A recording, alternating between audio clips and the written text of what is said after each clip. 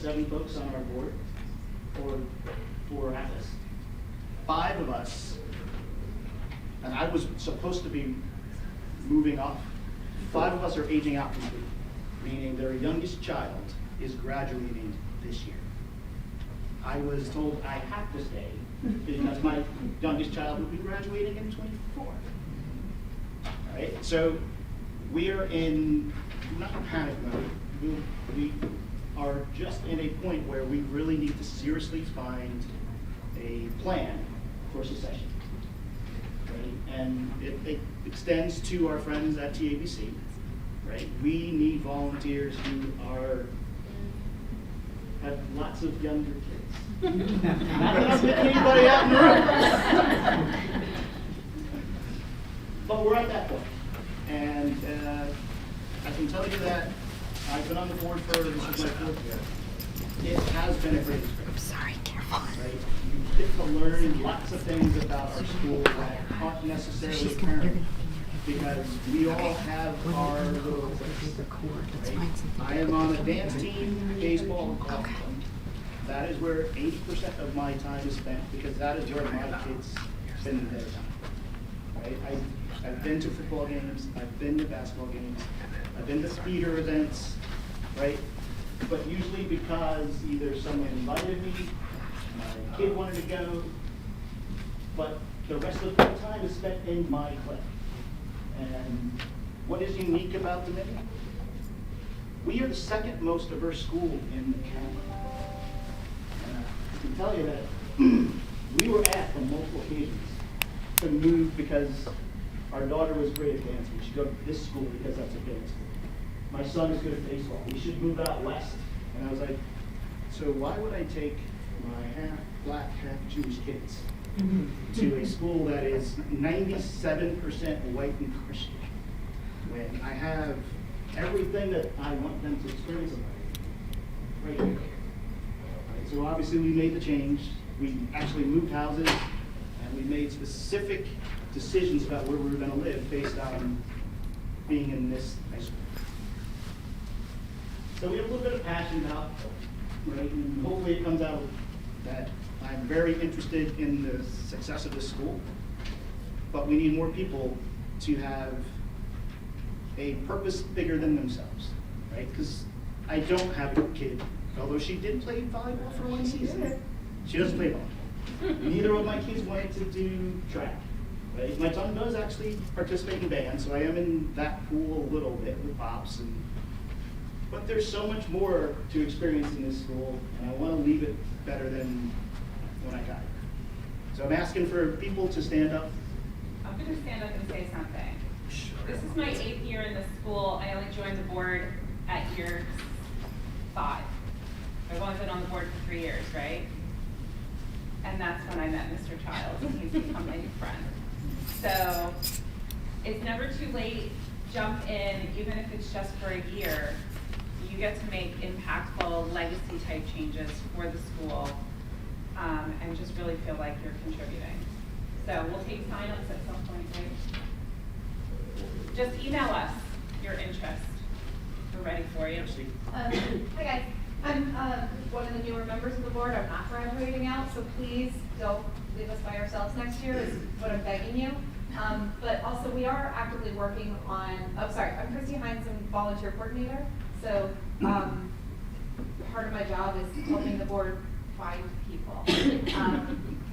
So we are actively working on job descriptions so that it's not just a general, like, sure, I'll join the board or find somebody or know somebody. Like, you don't know what that means, right? So we are working on job descriptions actively right now so that we can disseminate it to the community, give everyone a better sense of what the different folks on the board do and what might be entailed. And it's, for the most part, really not crazy or scary. It's actually quite manageable. And having a teenage boy, I hear nothing directly from him, so being on the board is really helpful because then I actually know what happens in school.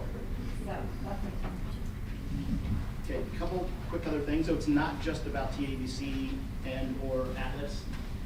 We also have a fairly significant major fundraiser we do each year. So Fernando's here from the golf committee. Last year we raised, the event drove $70,000 in one day. 38 of it, which came back to Dominion. Some of that does go to TABC, but it goes throughout the school. So I think Bob's gets a piece of that, theater gets a piece of that. Any club in the school can actually ask for any of those funds. Pre-COVID, when we were doing international trips, we were paying for kids to go on these trips who couldn't afford to go to Asia, to Europe. So it is a big deal, and they also need volunteers, right? It is, it's just kicking off. There's an event coming up at the end of the month. 19th, I think. I'm sorry? The 19th. The 19th. That'd be fine. The event will be held on May 8th. It's a Monday this year. It is a single great day for Dominion, but they do need some assistance in driving sponsorship, driving awareness, getting participants, which usually is the easiest part of the process. Last year, I think we had 110 golfers over at 1757. So it's a great event. Really urge you to seek to participate in that. There will be a survey coming out onto the next topic. It has come to our attention that there seems to be a difference of opinion about graduation. Right now, graduation is scheduled to be in the gymnasium. We've heard from a great many of the parents that they would prefer for it to be outside. So Dr. Brewer has taken under advisement all these comments and has decided that the seniors and the parents of the seniors will be sent a survey. There will be some commentary about that. There's a story coming out by one of our students about their perspective on why it should be one place or the other. That will also generate some awareness as to what the concerns are, whether it be outside in the heat or inside air conditioned with failover, you won't be able to see it. Visibility, additional cost because we go outside. They had a big screen that we purchased for the day because it is a bigger space.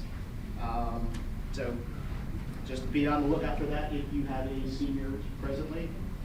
The next general meeting is going to be on March 1st. So hopefully we have some of these things a little more fleshed out. And we will also be hosting elections for Carrie Reinbach to be the next president.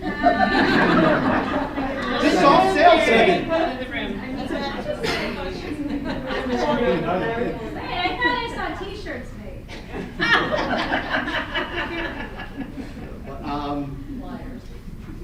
I'm Tisha Downs, I'm the Vice President of Atlas. I approve all your fundraisers. I don't necessarily approve them, I just wait for the board to chime in, and then after they chime in, okay. This year, and I really think it's just been a step of being out of the school for 2 years, not really doing a lot of fundraisers.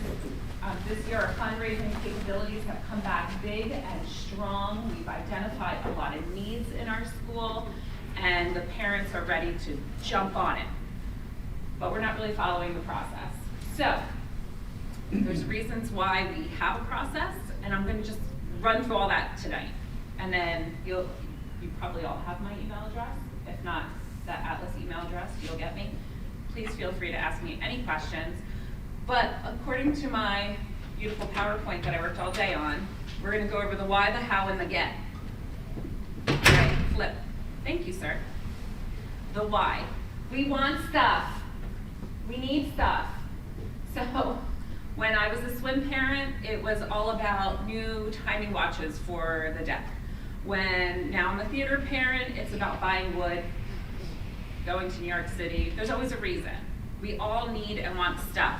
The school district does not give us everything we need and want, and so in order to get what we need and want, we need to raise money for it. The process. We track the fundraisers. We track the fundraisers for many reasons. One, whenever you raise money, it has to go through Atlas because that's the 501(c)(3). Per our tax processes, the money has to come through the 501(c)(3). It cannot go straight to the school and into your account via Ms. Beltrain, although you know, she does a great job, and it's just not that's not the process. It's not what should happen. The financial tracking piece is huge. We need to know who's doing what, because all of a sudden checks will just start coming into our treasurer, and she has no idea where they go. So you might have done all this work to raise like $500 and say it was a baseball fundraiser, and now it's going to volleyball because we thought, oh, you know, I think so-and-so did that, so it's probably a volleyball one. Like we have to know who's doing what so we know where to give the money to. Conflicts are a big piece. I can't have two groups doing the Chipotle fundraiser in the same week. Makes no sense. We're tapping the same group of parents. Nobody wants Chipotle twice in a week, right? Maybe some of you do, but I do not. So there might be a time where I'm like, we need to change the date because so-and-so has this. And then we just find new dates. Or it might be a fundraiser that's a kind of a legacy fundraiser. Like, I'll use the box gift wrap fundraiser or tag day, right? We wouldn't do anything that conflicts with that. That's their legacy fundraisers. They've been doing them for years. They need that money. We really can't impede that. We'd have to come up with a new idea. Tax deduction letters. Atlas provides the tax deduction letters. So if we don't know you're doing a fundraiser, we can't issue whoever donated you money those contributions. So like Restaurant A does a give back night, they should get a tax deduction letter so they can take that off their revenues and say they made a charitable contribution. I'm running through this really quickly because what I want to get in the process is I want to show you where the links are on our website. But at the very bottom there, I have team or group 80%, Atlas and TABC 20%. So if you are a sports team, you're doing fundraising, you get 80% and 20% goes to Booster Club. If you are a club, group, anything not athletics, your 20% goes to Atlas. Not athletics, goes to Atlas. And that's because we have costs to allow you to do the fundraisers, to use the Zettles, to hire the accountant to do our taxes at the end of the year, to buy the paper, to carry the insurance for, you know, we have, believe it or not, we have insurance. So when you go out into the community and you're doing a fundraiser, Atlas Insurance provides coverage for you. So someone gets hurt, you damage something, there's insurance for that. So all of that comes at a cost, and that 20% covers that. From Booster Club perspective, they have lots of costs too. Pins, awards, state rings, like all of that stuff has to come from somewhere, and the district does not pay for that. So that's why we keep that 20%. If you're an athletic group, again, it will go to TABC. If you're not, it goes to Atlas. Can I go to the website? So, how do we do fundraisers? Well, we go to our Atlas website. There's a fundraising tab all the way up at the top. When you scroll down on the fundraising page, there's going to be a jot form. You click on that. Fill in all your information, your name, the fundraiser. So like,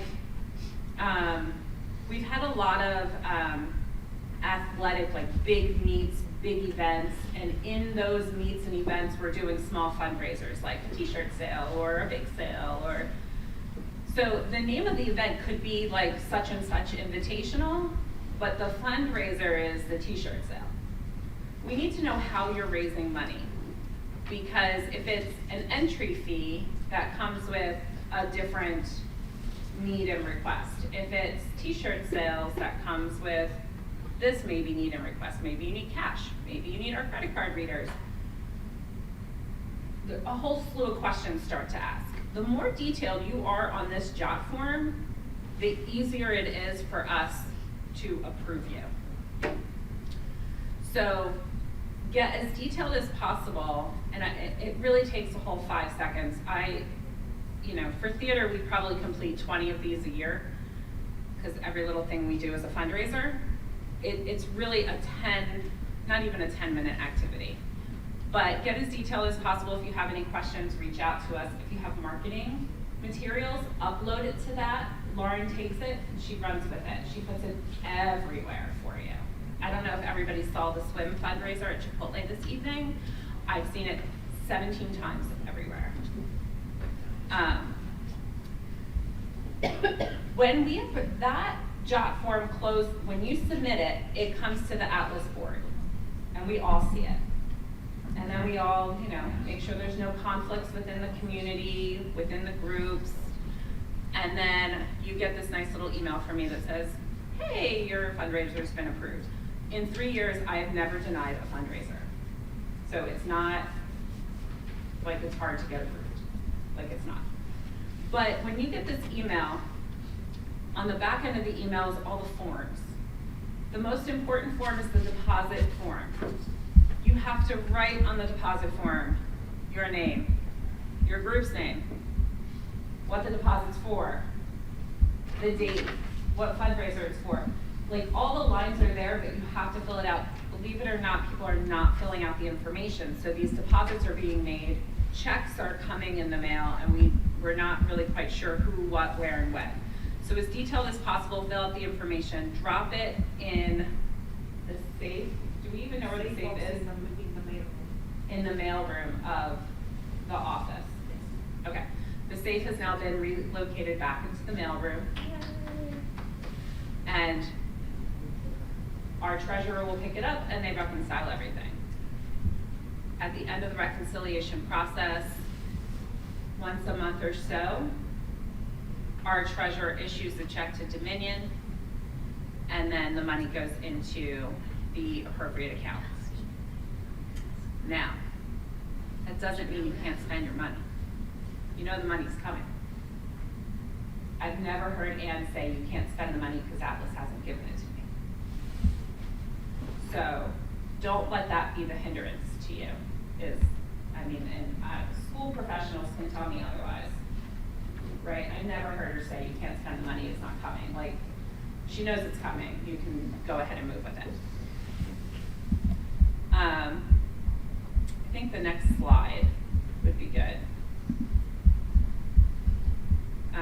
for the fundraising slide, yeah. The how. Okay. Did that. There's two other things I want to talk to you about is ideas, like what we do and how we come up with ideas for fundraising. Everybody does restaurant nights. They're a great way to make a couple $100. You can do one every month. At the end, you can walk away with $1,500 at the end of the year. Easy peasy, it's no real work for you. Ideas super successful are the big ones that impact our entire community. One of my favorites was when Cross Country sold the big golf umbrellas.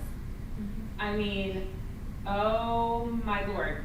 You would walk through the community and you'd see those umbrellas on every rainy day from every family. Like everyone bought them because who didn't want this big, gorgeous golf umbrella? And then it was, logo with the Titan logo. So just think out of the box. For swim team one year, we sold the big beach blanket, beach towels. We sold them at Seneca, we sold them at the elementary schools. Like if your kid was a swimmer, you bought a beach towel. And it was so easy, we made a ton of cash. So just think bigger sometimes. Think how you can impact the entire community, not just the parents you're always tapping for money. And then if you want any ideas, let me know. Kind of have a few. I keep looking at Monica because she knows me too well. Okay, and then my last piece is concessions. So we have these concession stand duties.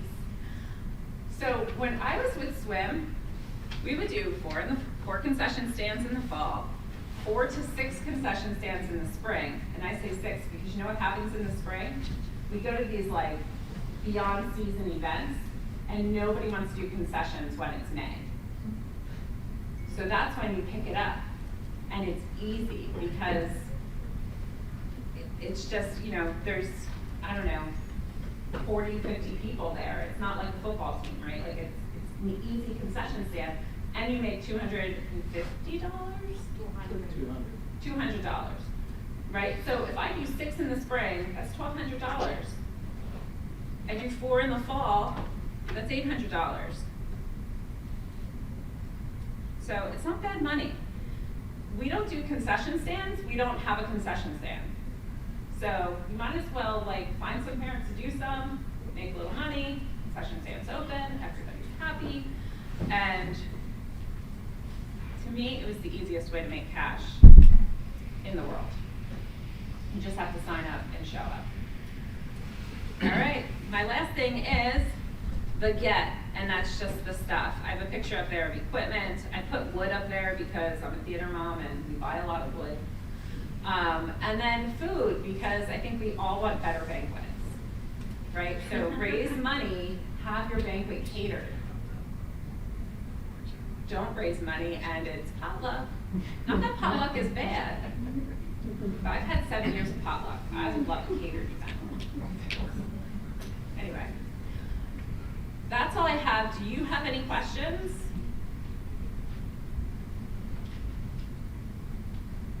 I hope this was fun. All right, on Tisha, if anybody has any questions, let me know. We want to thank Atlas, you do for our school and our community. One of the biggest touch point for me as an educator in the building is we love the Christmas cookies and the lunches. You can tell that I don't pass up on those ever. But we know that you raise an amazing amount of funds that go to support many of our programs and our students. And that's really what it's all about. So thank you. We really appreciate your work. Tonight I'm here with some folks to Mrs. Martin, Mrs. Kunkel, to talk about our Unified Mental Health Team. We weren't exactly sure what to address today with you, so we're going to give ourselves a lot of time to do questions and answers at the end. I think I need to get closer to our laptop. It's on the floor. My Maybe I'll clicker's put it not up higher. working. Here we go. But to help facilitate the questions that you may have, what we've done is we've created a Padlet. And if you've been in education, you probably know what a Padlet is. It's a blank canvas, and you can put little sticky notes on it. What we'd like for you to do is maybe to pull out a device and scan a QR code where you can start asking the questions, and when we get to the end, we'll be able to address them all. But one of the things that is that okay? And you can also ask them verbally too. We'll also ask Yes, them. But if you don't want to ask them out loud, you don't have to. And also, if we don't get to all the questions, or you have a question that comes up right as we're leaving, you can add it to there, and we'll go back in and answer the questions online. You can do that with the Padlet. So save the link if you have questions or anything. I can also maybe send it out to you all so that you have it to answer all questions. It's very different working with folks from my generation, right? When we put a QR code in front of 15 and 16-year-olds, they know exactly. They are on it. But I think we're a little bit more hesitant, right? So as we get started, I want to let you know what we've prepared. We're ready to talk about why we have a unified mental health team, who our mental health team is, and how we operate. And I think we want to talk a little bit about what we do as well. Hopefully some of that becomes apparent as we do this. To help explain the how, we're going to do a brief demonstration, and we hope to have you all help us with some ideas and some thoughts on a couple of scenarios that we are going to bring up. But before I get started, I want to talk a little bit about unified mental health teams in general. We can go back, or we'll keep the QR code up there. One of the essential theme of what we're going to be talking about today is why a unified mental health team. It's very different than what I experienced when I was in high school. And what I have to do in my head is I have to go back and listen to my father's stories. My father grew up in a small town in upstate New York, kind of like myself, and he attended a one-room schoolhouse.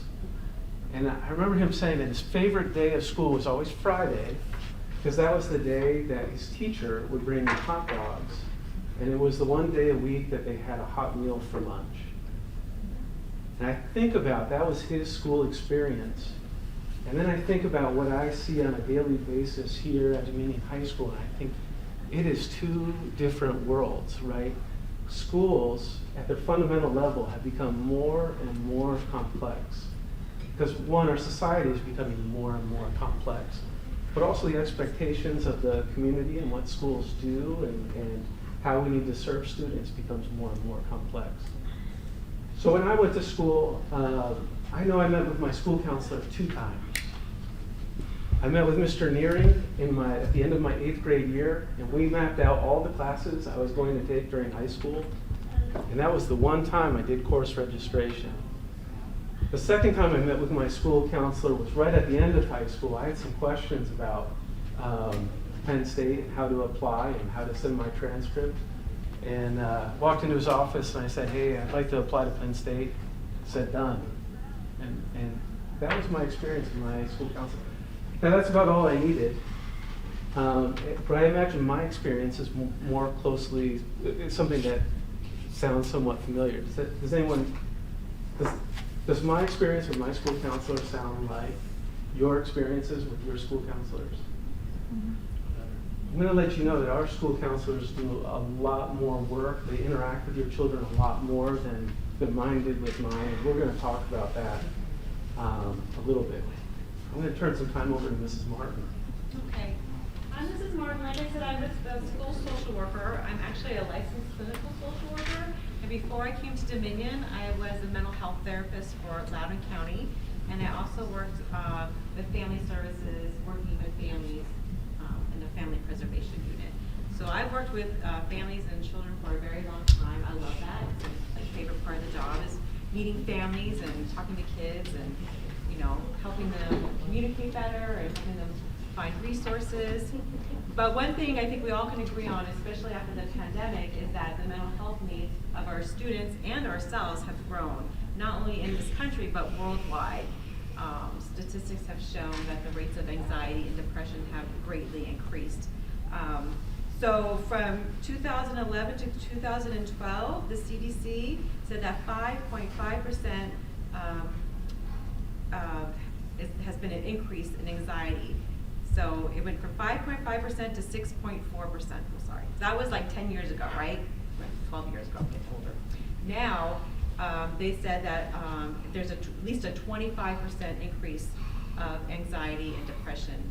And that is from the WHO, the World Health Organization.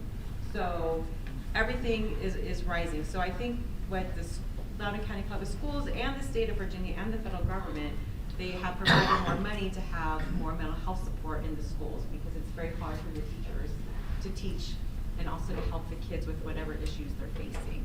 So that's kind of like why we're here and why we put together United Mental Health Team. And we all work together as a group because, well, at the end we'll show you have some vignettes, but we work together to try to figure out what is going to be most helpful for the students so we can get them back to class and get them back to like doing their schoolwork and achieving success. So for the United Mental Health Team, we have Mr. Edwards. He's kind of like our director. He oversees everything. We have all of our school counselors. We have, I think it's 7, right? 2, 4, 6, 7. We have school counselors. We have myself. We have Ms. Kunkel, who's our school psychologist. We also have Mr. Robinson. He's our student assistant specialist. And we also have our nurse, Ms. Wong. So those are the members of the United Mental Health Team at Dominion. And we should also just mention that, like, we are all qualified and trained to help the students and respond if a student needs something. So, you know, if someone comes and says, my friend is crying in the bathroom, we are all able to respond to that. So if it's like an acute crisis, like, students are going to get their needs met by their counselor, by the social worker, psychologist. There are a lot of us who can help. So I want to take just a couple of seconds to talk about what school counselors do. The school counselors make up the largest portion of the unified mental health team. And conceptually, I like to think about school counselors as doing one very simple task, and that manifests itself in very different ways. Your students, as they go through high school, are going to have something like 30 different teachers throughout their time in high school. And all those 30 teachers are going to work with that student within the four walls of their classroom. And a school counselor's job, as far as I see it, is to advocate and shepherd that student across all those classrooms and across the 4 years of their high school, from the day they enter until the day they graduate. So they're the one voice that works with those students and tries to make sure that their needs are met between classrooms. And what that looks like is they are the primary contact for students and their families when they have a concern that falls outside of what's happening within the four walls of the classroom, right? Inside the classroom, it's the teacher, but outside, you need somebody else, and the school counselor is that primary contact. In addition to responsive and emotional support, school counselors help students with their academics and career and college programming. School counselors also do the vast majority of the tier 1 or the universal supports that we provide for all students. And we're going to talk about that at the end, but those are interventions and responsive behaviors that we do for all students in the building. School counselors take the lead on that. And ideally, school counselors follow those students through high school. And I say that, and then I show this next slide. Our theme for this year in the school counseling department is new faces, new spaces. As you know, many of our school counselors from last year found other opportunities and due to personal and other reasons had to move on. So we have 5 new school counselors. I would just like to take a moment and make sure that you see their faces. They do work with students based on the first letter of the students' last names. So Ms. French works with students with last names A through B. And I'm not going to read it out, but does everyone know who their student school counselor is? You all are well connected. I know many of you. But if you have a question or a concern that works across classrooms, I hope that you are contacting these individuals. We also have new office spaces, thus the new faces, new spaces. Please come down sometime and see our new office spaces. Okay, the role for the school social work, we provide mental health support. We're kind of like the backup to the counselors because they're not always available. So I do a lot of that with a lot of the students. Try to help them with crisis counseling, whatever issues they're dealing with at that time. I also run a couple of groups. I do a young men's group. I do 2 young women groups. And those we kind of go through like stress management skills, coping skills, peer connectivity, and try to help the kids also with studying techniques, whatever they want to work on. We do that. We do that like once a week. And then I also do a group called Iris. We've been doing that during the lunchtime. It's kind of like a mental health break where they can come and get a little food, and we do an arts and crafts. The kids really seem to like that. What else I do? I forgot to put that on there. I apologize. I do socio-cultural assessments. So if someone's going through the IEP process, the individualized education process, we're mandated to do a socio-cultural assessment, which just means I meet with the parents, have formal questions I ask them, and I just try to get a sense of like who they are, what their community is, and what they see working and not working for the kids in the schools.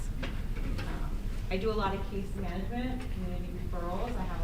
I know a lot of resources in the community, so I try to connect families to that. We have a lot for housing. Housing's really hard. I'm just saying that housing is very hard around it, but I think we all know that. It's very expensive, very hard. But we have a lot for food and for health and also mental health.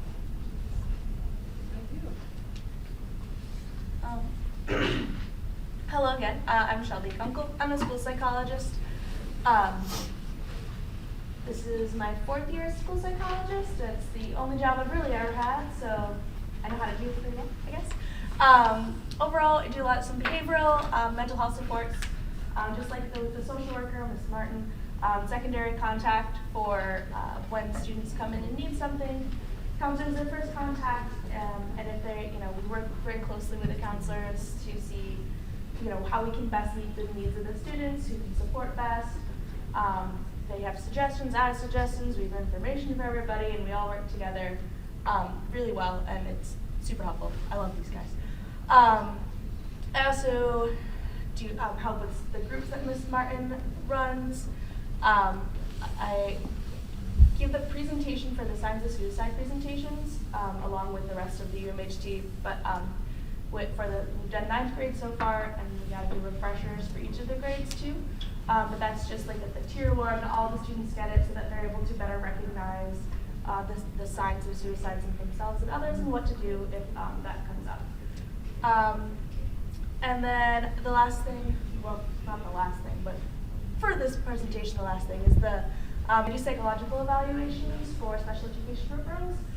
So like Ms. Martin said, she does the sociocultural, she gets a lot of the background, and I figure out how a student processes information and how their behaviors compare to those of their peers. And that's applicable if a student, for this situation, if a student's having a lot of emotionality, it's impacting their academics, their ability to access the school setting, that's when that would come into play. And then we have Mr. Robinson. He's our student assistance specialist. So he is also kind of like Ms. Kunkel and I. He's a secondary backup to the counselors.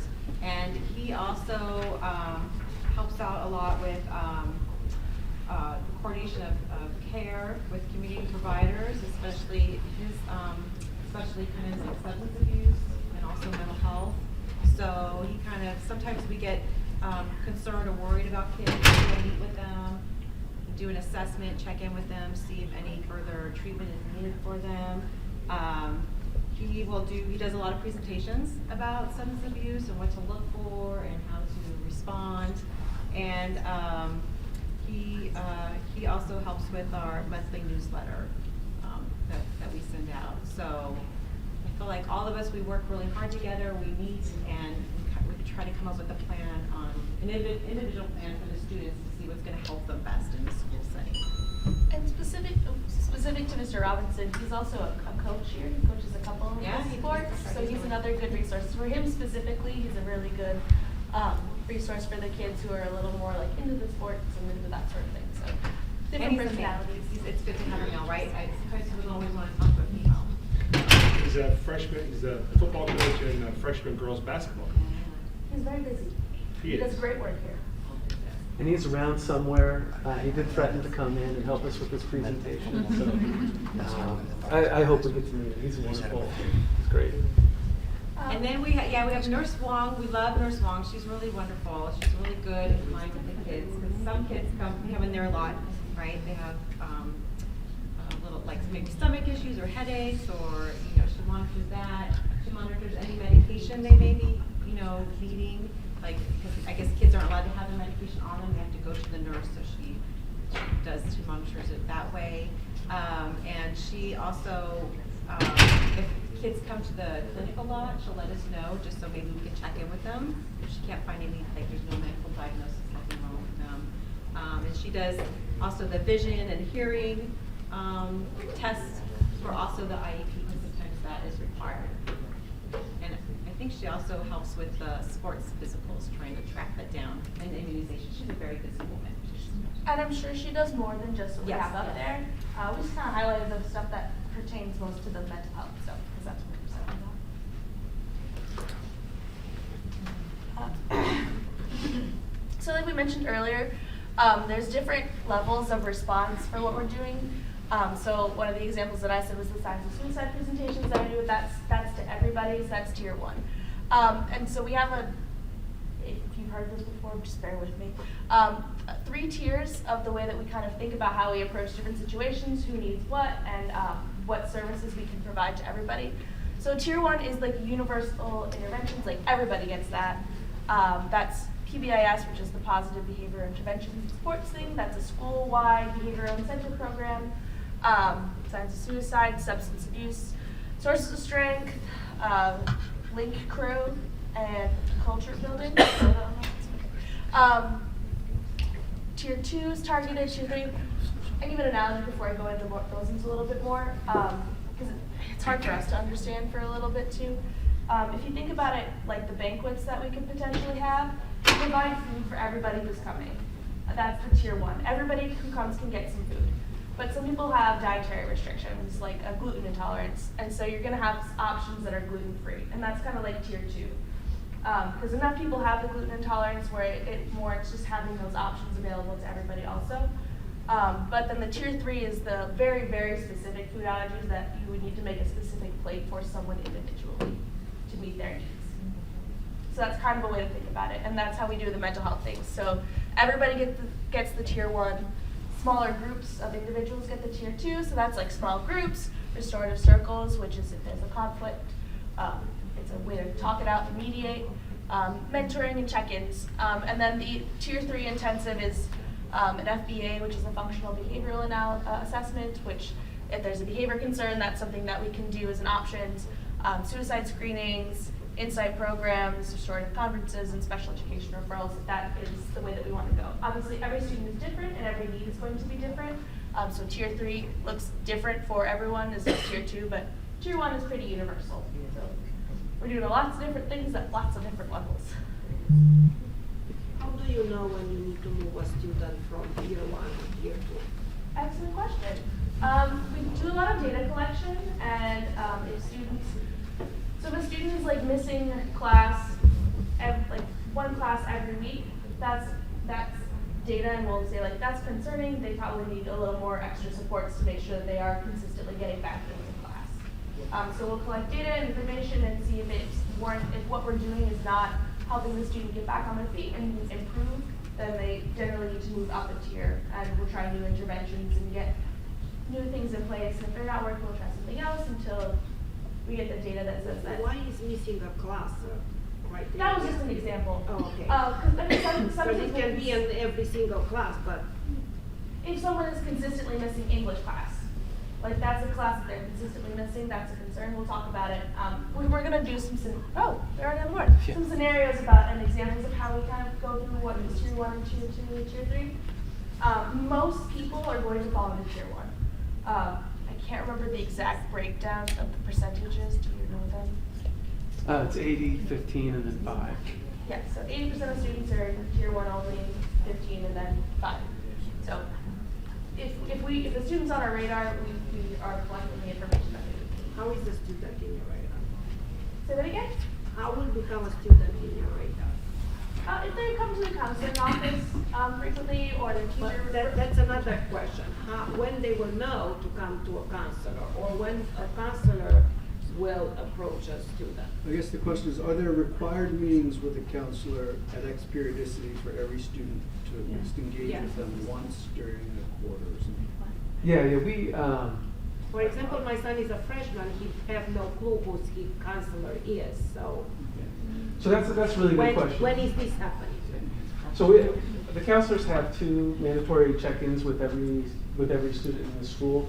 First is we met with all of our freshmen in the first week of school. I think that's maybe a mistake because everything's so new to those students that they don't take note. So this person that I'm talking to now is my school counselor. One of the things we want to do is we want to expand that or move that just maybe 2 or 3 weeks into the year. Doesn't help them in the first couple of days of school, which is when many students need their counselor. So we're trying to solve that problem. Do the counselors meet with them one-on-one? Because I was told that they met with the entire group. They did meet with a group of students, but that would allow the student to know who their counselor is. And do they know when it's the moment to approach the counselor? Sometimes they do, sometimes they don't. I think we shared one data collection that we collect. We're actually collecting data all the time. We did a screener in the fall to help understand where every student was as far as their social and emotional well-being. We do have several check-ins, the signs of suicide check-in, We are checking their attendance and grades. Mr. Throckmorton helps us with that quite frequently. Sometimes grades and attendance aren't necessarily connected to mental health, but they might be a sign that something else is going on with that student. So we don't feel like there is a single measure that says, hey, this student needs a check-in with their school counselor. That being said, we do try to scan our student body over many different data points to try to understand what's going on globally and be with those students as they're needed. Does that make sense? Yep. Sorry, I wish I could be I more. just wanted to clarify on the two, you said, is it 2 a year, 2 per Yeah, what? there's two that are required, right? At the beginning of the year, we try to meet with every student. Our freshmen have another touch point with their student with counselors at the signs of suicide, and at registration. How many students have each concept? How many slots? Yeah, so counselors have about 250 students apiece. Our ratios are very large. It's one of the reasons why a lot of times you call and you say, hey, have you met with my student? And we have 250. Kind of the touch point with students is a lot of times parents ask us, hey, can you have a 5-minute conversation with my kid? And in my mind, I do the math. For a counselor to meet with all their students for 5 minutes takes a little over a month. And that's not doing anything else. So that's why we have to collect data, look at grades, look at attendance, look at referrals. Sorry, Mrs. Downs. Yeah. So, having been in the school over the pandemic and watched many children suffering, you would encourage parents, because parents would be the first touch point to their children and be able to give you all of the data that you probably needed. You would encourage them to reach out. Like if a parent reached out and said, I'm really super concerned, my child is presenting depressed, my child is not keeping up with their homework, I'm not really quite sure what they're doing in these classes, and I can't reach the teacher, they would jump in. Yeah. And that would take them up to a tier 2. Not Because maybe the not parent is automatically. reaching out? Yeah. The teachers reaching out, parents reaching out, some of the data that we collect that helps us determine where students are at. Does that make sense? Yeah. If someone reaches out to us, we'll check in with the student, see how the student thinks and feels about it, and if they do want additional supports or not. There's a parent collaborative with that. Sure, yeah. Right? Like, that would be like the The 360. student may not want the support, but may need the support. Sometimes that does happen, yes. Sometimes, we check in with students and they're like, I'm fine, but the parents are like, oh, so we try to go about it another way. We just see them in the hall and be like, hey, how you doing? Make sure the teacher, when they're starting the class, how are they doing in the class? Yeah. And smart thing, based on what you are choosing the kids for those groups that you were talking about. So generally what I do, either come in, I see them in the counseling office a lot. I also send out an email to the school counselors, so they will be like, I recommend. And then I meet with the students, and I talk to them to see if they're interested. Sometimes they are, sometimes they aren't. And then I need to get permission from the parents. Okay, so it's based on the counselor's recommendation, not if a student thinks that, well, I want to be part of this group. Oh no, they can come and ask. I've had them ask. And I've had students say, my friend would like to come too, so then I follow up with the friend. So we get referrals from everywhere. I want the referrals from everywhere. The students know do that they know things that? are happening. Yes. I'm sorry. They're not I'm sorry. advertised that like clubs necessarily. They're usually kind of referral based. So if a student wanted, so say you had a student who was struggling with an addiction issue, or an eating disorder, or any of the things that teenagers struggle with, right? How would they know you had a group that would focus them? So yeah, generally I would get the referrals from the counselors, and sometimes the students will come in and tell me whatever issues they're working on. But I would like to say it's really hard to get kids to come to groups sometimes. They're like, no. I know. So I gotta work at it, right? I gotta develop the rapport. Same with Ms. Kunkel, same with the counselors. And then I'm like, just try one group. If you don't like it, you don't have to come back, just try one group. And then generally, hopefully, In those cases, sometimes it's just about being there and having a relationship with the student, so they know that they can come to talk to someone if they are having an issue. I think that's the most important thing for the students to know where to go if they feel that it's something that they need to talk with someone, other than their parents. you're right, and we've had students, and so at our signs of Because suicide. there are parents that probably students cannot talk with, Yeah. and we know that unfortunately. So when we do the signs of suicide, which we do for the freshmen and sophomores, we always have to stress, please come to the counseling office. You come for the counseling office. Explain what signs of suicide is. I mean, I realize the title should say it all, but I'm wondering specifically what that entails. So it's a presentation, we usually do it during their health class, the health portion of their PE class, so the students will come in, they're in their classrooms, and there's a presentation that we give. That's just describes like some of the signs that you would see with depression or anxiety, how to recognize them in yourself and others, and what that kind of actually looks like. Because like depression means sad, but it also can mean like aggressive outbursts, sleeping a lot, disengaging, and so we kind of point out a lot of the different signs and symptoms that you would see, and help students recognize them in themselves and others. Show little scenarios and videos about like, this is what happened with these two students, and then it'll be like this is the better way to handle this situation. And then we go over, it's an acronym called ACT, which is Acknowledge, Care, Tell, and it teaches the students to acknowledge that they are feeling this way, or that this is their friends are feeling this way, and that these are real concerns that they are acknowledging. And then it's the care is care about your friend, tell them that you care about yourself, and then tell a trusted adult. And we help the students identify a trusted adult, at least one in the school, out of school, someone that they know that they can go talk to if they or their friends or someone they know is hurting, is concerning them, they're worried about them. And Roll out this year? Did it just start this year? I think this is the 3rd year it's been happening. It's been longer than that. Okay, well, this is not only my. I'm just curious because of the whole pandemic and we're home and like, It I got a had a little sophomore weird at over the home and I pandemic. never heard of this program. Yeah, I know during the pandemic, without being able to be face to face with the students, we did tone it back quite a bit. I think we changed the title to something like, identify your strengths or something along those lines. We talked about some of the symptoms and asked students to try to recognize those within themselves and within their friends. And if they were having challenges, to notify their school counselor.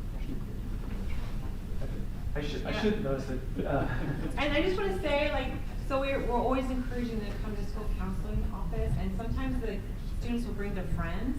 Sometimes if they find kids like in the bathroom or hallway, they'll bring them in. The teachers are really great. They'll be like, you need to go see the school counselor, and send them out there. And so we have a lot of people refer students to us, which is what we want. We don't want students to be going around feeling this way, right? It's not a good way to be. And not everyone's gonna need us either. Like, there are gonna be plenty of kids who can make it through their high school career only seeing their counselors the mandatory couple times a year to make their scheduling so they can work through those issues on their own. So the friendships they're having, that nothing particularly bad is happening in their lives, and that's awesome. That's what we want. But then there are the kids who are struggling a little bit more, who have the depression, anxiety, feelings, friendship drama, even if it's just that, or relationships, and like they are all welcome and they know where to come for the most part. And if they don't, one of their friends or their teachers will. I think one of the concerns is we are a large school. There are only so many of you, and there are going to be children you don't touch, but that need you. Yes. And that's something we're trying to get better at. But like you said, it's really hard because there are so many people, and if we don't know about them and they don't know about us, it's really hard to make those connections. So I'm glad you're here tonight. Like I said, I requested it. But, just knowing what you do and the services that are within the school, not just for the select people who are in here, and maybe we need more of a outreach to the greater parent population, but it's really important that parents understand what you do and how you can assist, because undoubtedly there is a parent in some house who also does not know how to help their child, but knows their child's struggling. I think that what you told us tonight should be told to the whole community, because there are a lot of parents out there have no idea what you actually do Yeah. and how you can help if it's needed.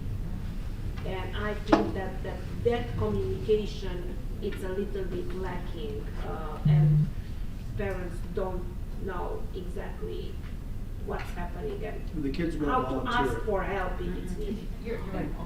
Do you have any suggestions on how to better reach A the parent? hotline, an email line link that you can. A more I think comprehensive yeah, newsletter. The thing is not talk to us, they always don't go with help when they need it.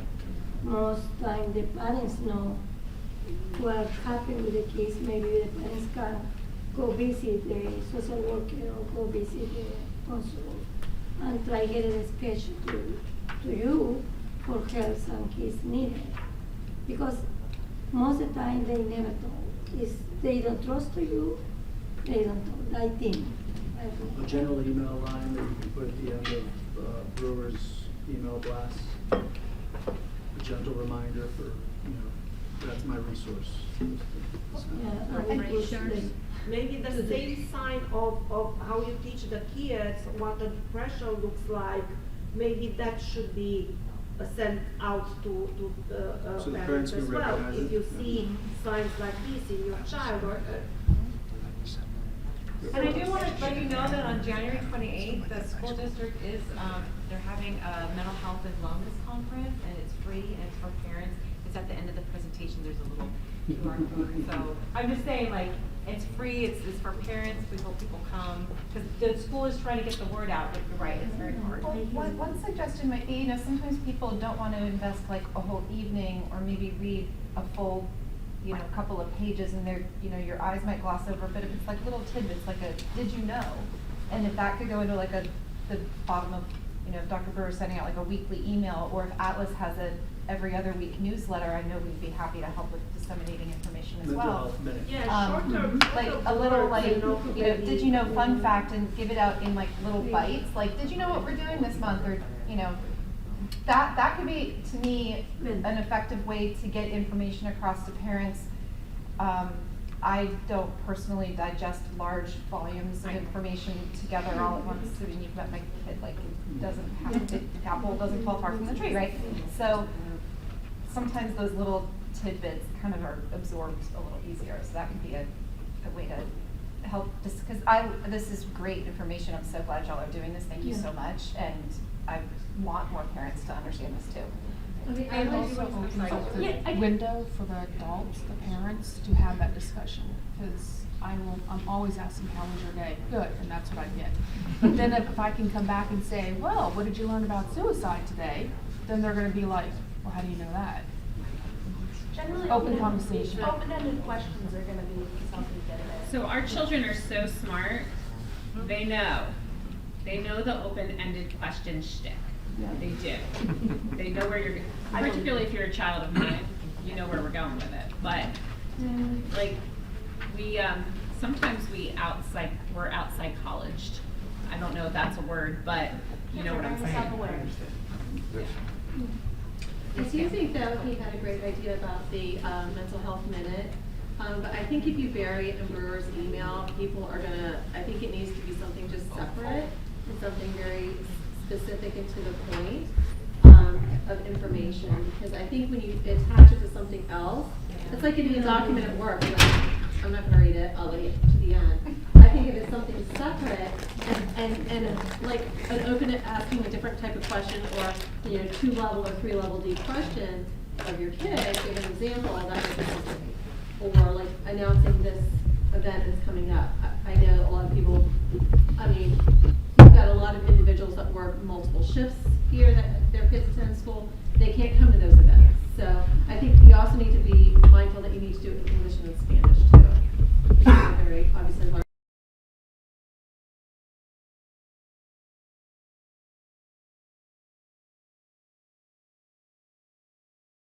Send something out individually. In both, sure. Yeah, just, and I think that could be consistent. If you do something consistent, then people expect it and then they'll understand it, and I think that'll be more helpful. And also at last, a newsletter, it's always open for you. That was where I was gonna, that was a clarifying question I had for you. Is I send out emails quite regularly and to large groups of parents. I have a lot of feedback that a lot of parents don't get those emails. But I do know that you all Through Peach Jar? What's that? How are you sending it, through Peach Jar or through what tool are you using? Through Blackboard Connect. It should send you an email.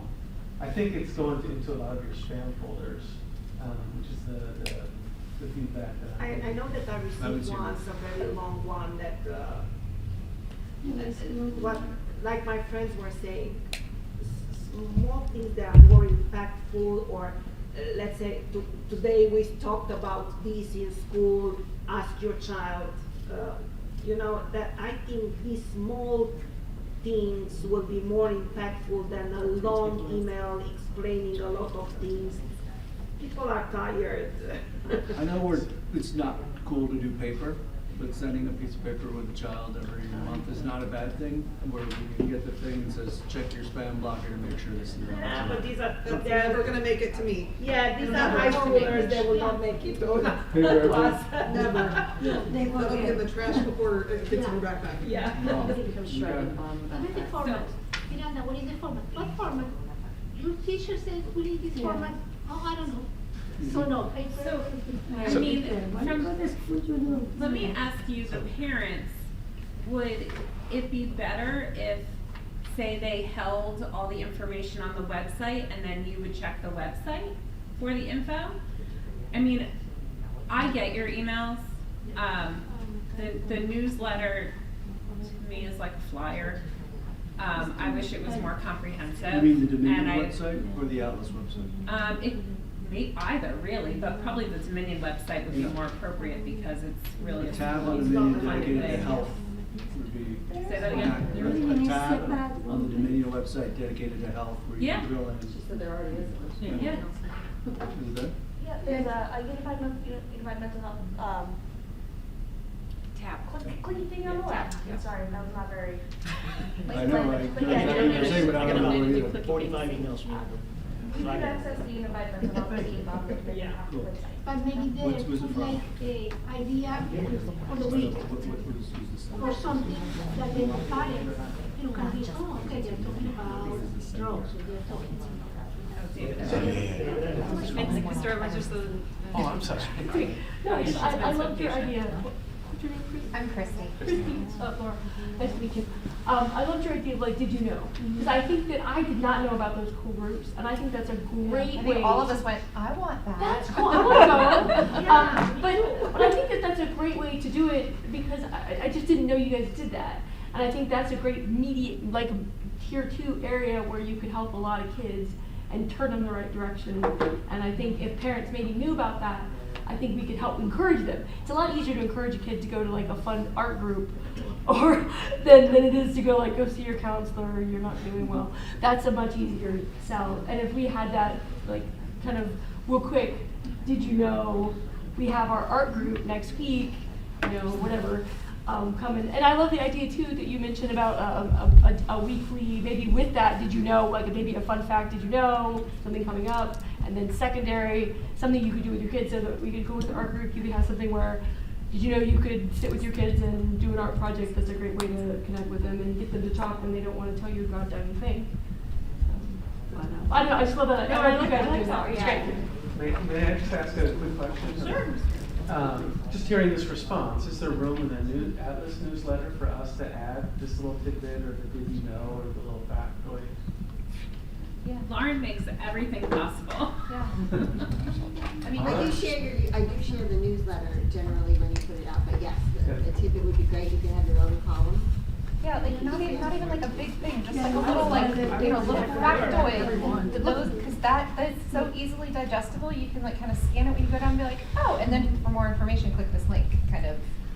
I think one of the really important things that's coming out, and I'm so happy, is that like the parents in this room have a concern or know somebody who has a concern about a child. So this is like a boiling thing under the radar that we probably just need to push to an elevated.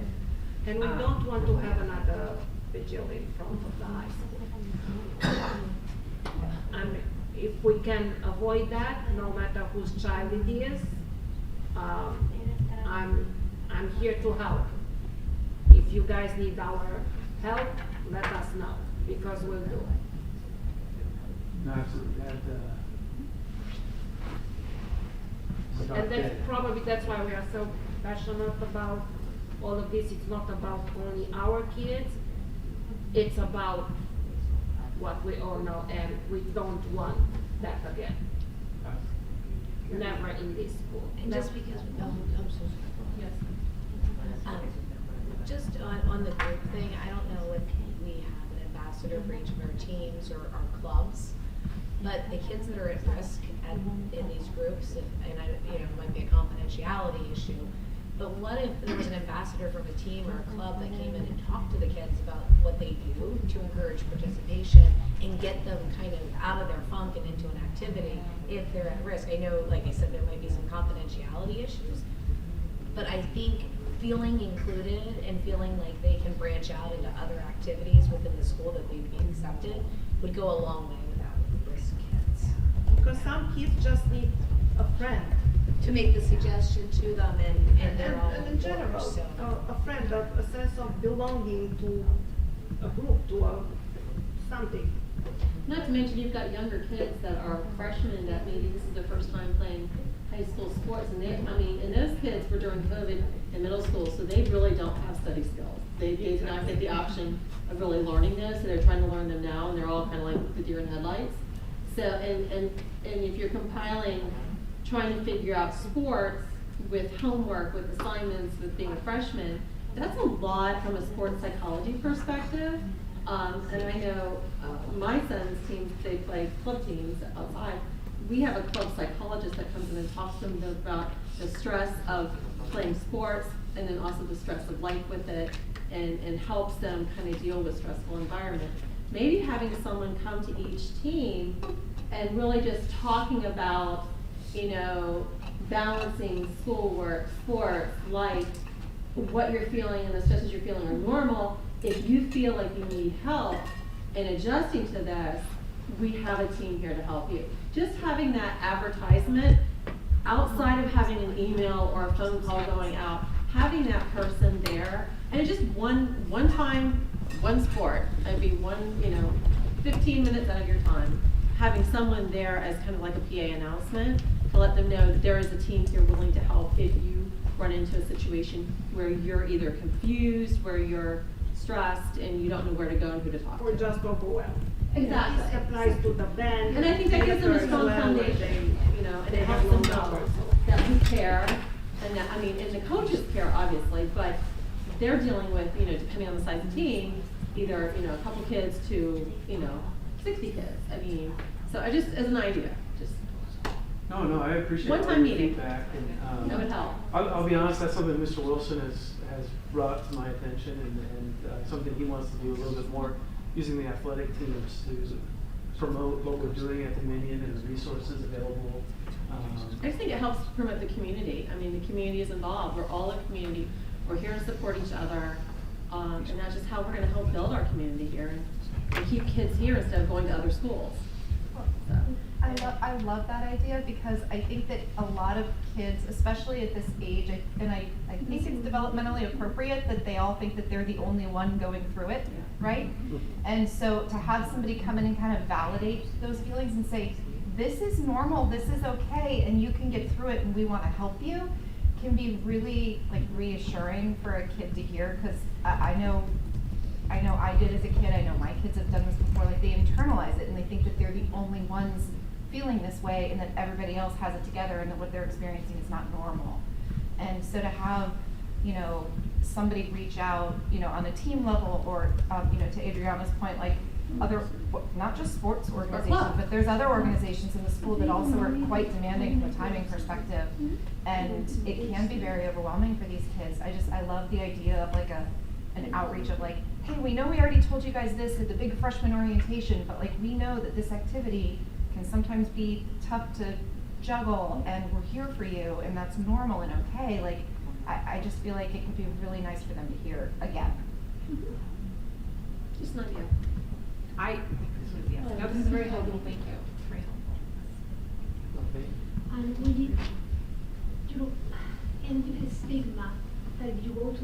counselor or the psychologist or the social worker, something's wrong with you.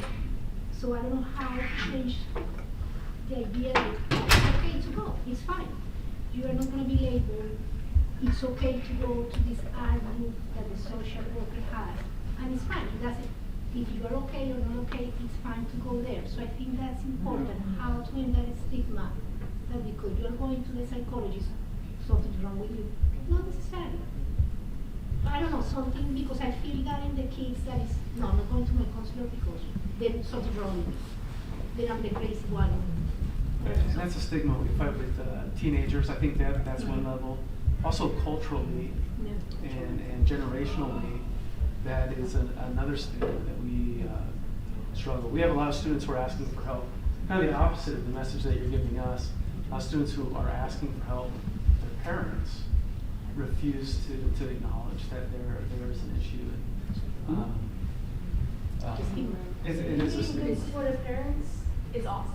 Keep doing that. That's the best thing for your child, yes. Oh, I'm sorry. I have a question. I'm going back like a little ways. You said that there's what, 7 or 8 counselors, and they each have about 250 students. Yeah. So, is the school ever going to look at hiring maybe more counselors? Because I think that one counselor to 250 students, if you want to tackle a problem or to give 100% full attention to those students, that's just too many for one counselor to handle. It's just too many. It's not. I mean, we're new to Loudoun County, and my question that I just asked my husband was, does the counselors even follow up to people who are new to the county? I mean, I know I got anxiety calling the school one day and saying, hey, I need to pick my daughter up for an appointment. They're like, well, you need to do with your parent view and then hang up. Well, how the heck do I do that?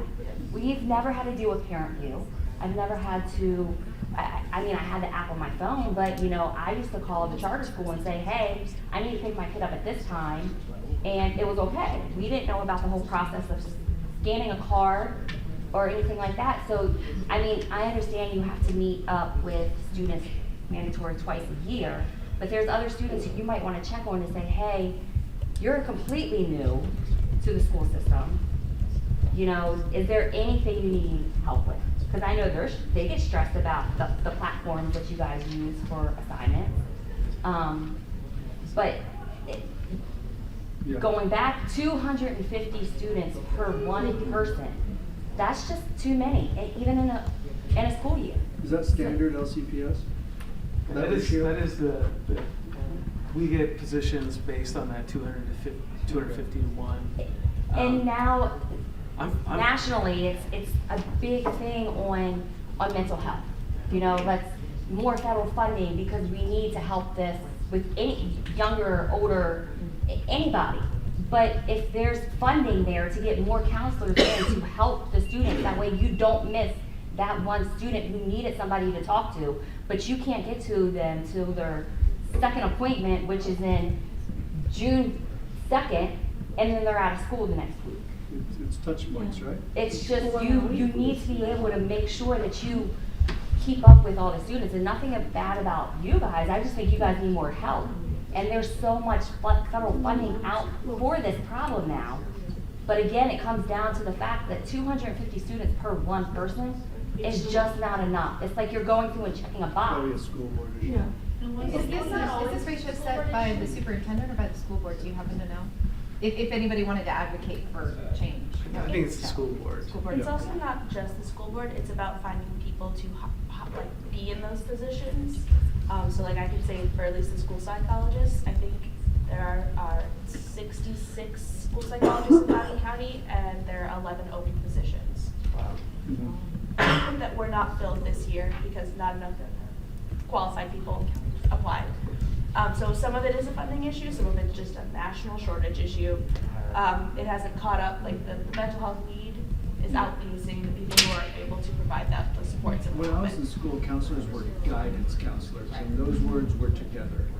We've lost the first part. Guidance is not part of the job anymore. To what you said, we're dealing with problems, we're trying to identify problems.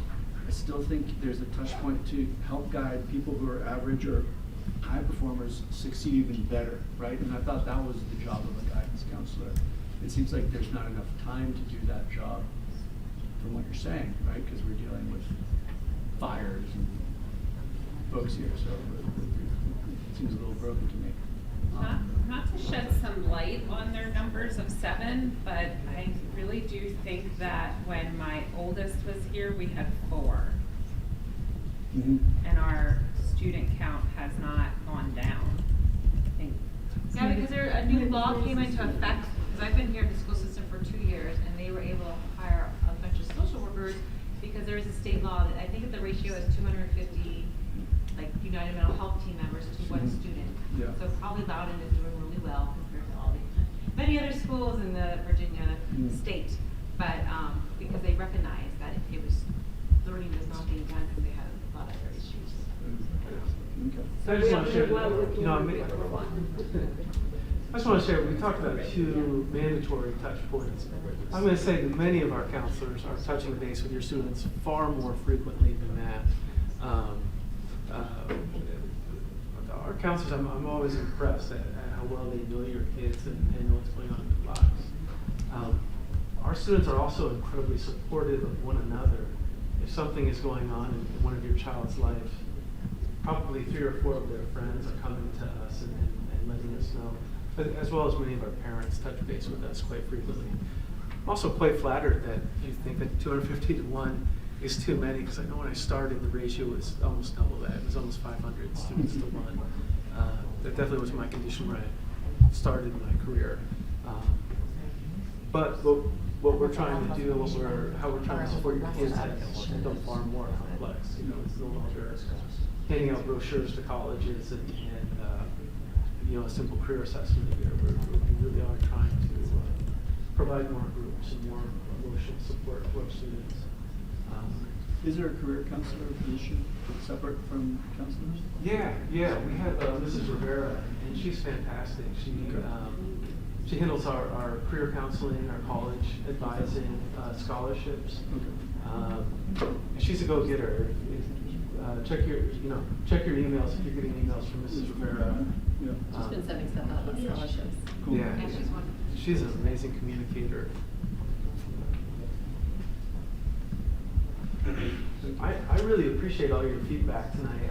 I'm always looking to hear other people's perspective of what we're doing, and I appreciate that you've all been very honest with us and given us some ideas. It's definitely getting my wheels turning. We had some other things, but really we wanted to answer your questions. Are there any other lingering questions or concerns that we can address? I think I took you off your agenda, but it's all right. You like that? You know, my agenda. you have this many parents still at an Atlas meeting at 8:30, so it's important. So thank you. Thank you for being here. Thank you for your time. I think the takeaway is that we're very appreciative for the information, and any way that we can help you get this information to the broader community in a way that they'll actually pay attention to it is what we want to help with. You know, at Atlas board meetings, we have always word of the street. So you can always ask everyone about the word of the street, and we will tell you what people are talking or not talking about you guys, if they know what's happening or not. I think that's an important feedback to have it not only once in a while when we can meet, but in a regular setting somehow. Yeah. I know you guys are extremely busy and you have a lot on your plates, but we really appreciate you telling us what you do and how you help our kids. Oh, thank you very much. I will say we have some unique kids. Anyone in Florida County, when they come to Dominion, they always comment on how well our students carry themselves, how supportive they are to each other, how well they behave in large groups. Some of them. We do have some characters, but on the whole, we are blessed with some wonderful students. I think it's all due a large part to very active and very involved parents who ask their kids what's going on in school, and the kids say, you know, I don't know. My son's 7, and we ask him what happened in school, he says, I don't know. But you ask, so they know that That's my you. son as well, I don't know, it's nothing. So thank you very much. If you have more questions, feel free to load them into the Padlet, and we'll try to get back to you individually or as a group. I think we're going to take your note to maybe throw a little thought into the Atlas newsletter, and then start looking at some of the other pieces of feedback and see if we can accomplish those. Yeah. Thank you again, Atlas. You do amazing things for us, and I know we benefit very greatly from all that you try to do for us and our schools. So thank you very much. Getting sick. Especially. Guidance.